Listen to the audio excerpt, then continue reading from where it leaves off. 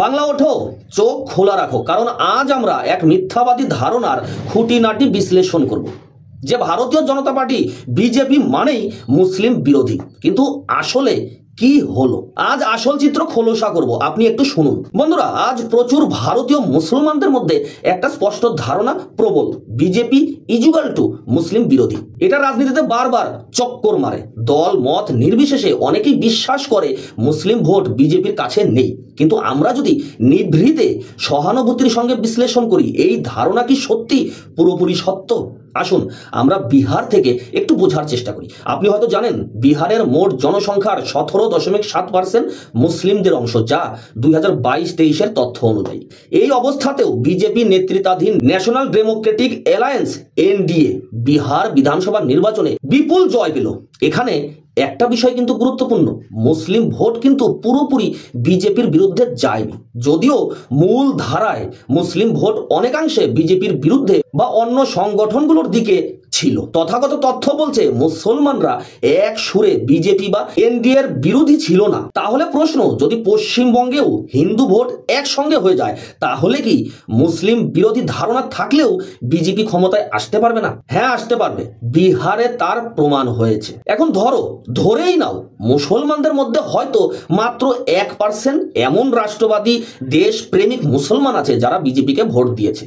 এটা একটি অনুমানের সংখ্যা, আসল নির্ধারিত তথ্য নেই আমার কাছে, তবে গত গণিতিক দৃষ্টিকোণ থেকে ধরা যেতেই পারে। আর তাই বিহারে বিজেপির মূল ভোটটা ছিল হিন্দু ভোট সম্পূর্ণভাবে একত্রিত হয়ে বিজেপিকে ভোট দিয়েছে, যেখানে মুসলিম ভোট বিজেপির জন্য মূল সমস্যা হতে পারেনি। তাই সংখ্যার দিক থেকে বিজেপি সংখ্যাগরিষ্ঠ হয়ে যেতে পেরেছে।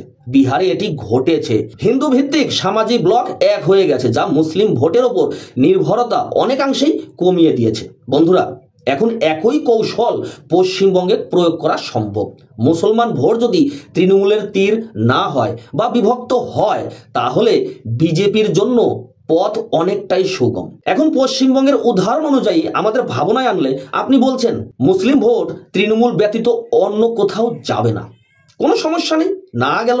পশ্চিমবঙ্গে যদি প্রত্যেকটি হিন্দু এক হয়ে ভোট দেয় এবং মুসলিম ভোট তৃণমূল বা অন্যত্র দেওয়া হয়, তাহলেও বিজেপি সহজেই পশ্চিমবঙ্গের ক্ষমতায় আসতে পারবে।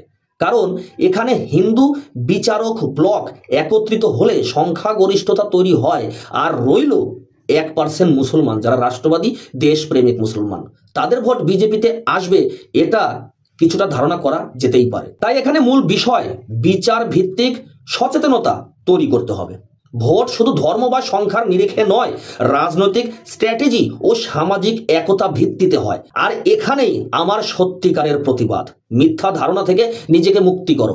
বিজেপি মুসলিম বিরোধী এটাই একমাত্র সত্য নয়। যদি কিন্তু কেন এগুলো বলা বন্ধ করো।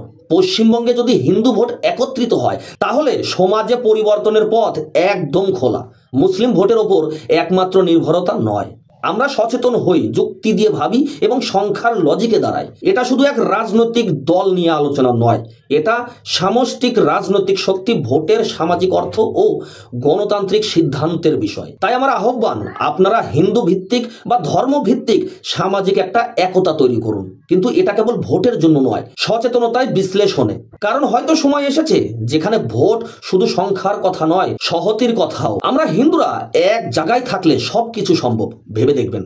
কারণ বিজ্ঞাপনের মতো কথা নয়, এটি সত্যি চিন্তার বিষয়। আপনার ভোট, আপনার সিদ্ধান্ত, আপনার একতা, এগুলোই আগামী নির্বাচনের মঞ্চে পশ্চিমবঙ্গের ভবিষ্যৎ নির্ধারণ করবে। হিন্দু মুসলিম ধর্ম থাকুক বা না থাকুক, আপনার ভোট আপনার সিদ্ধান্ত। সেই সিদ্ধান্ত কি হবে তা নির্ভর করছে আমরা আজ বুঝতে পারবো কিনা তার উপর। ধন্যবাদ বন্ধুরা, ভিডিওটা শেয়ার করে সকলের মাঝে এই বার্তাটি আপনি পৌঁছে দিন। ভালো থাকবেন, সুস্থ থাকবেন, নমস্কার। আর হ্যাঁ, কমেন্ট বক্সে আপনার মতামতটা অবশ্যই জানাবেন। আবারও নমস্কার।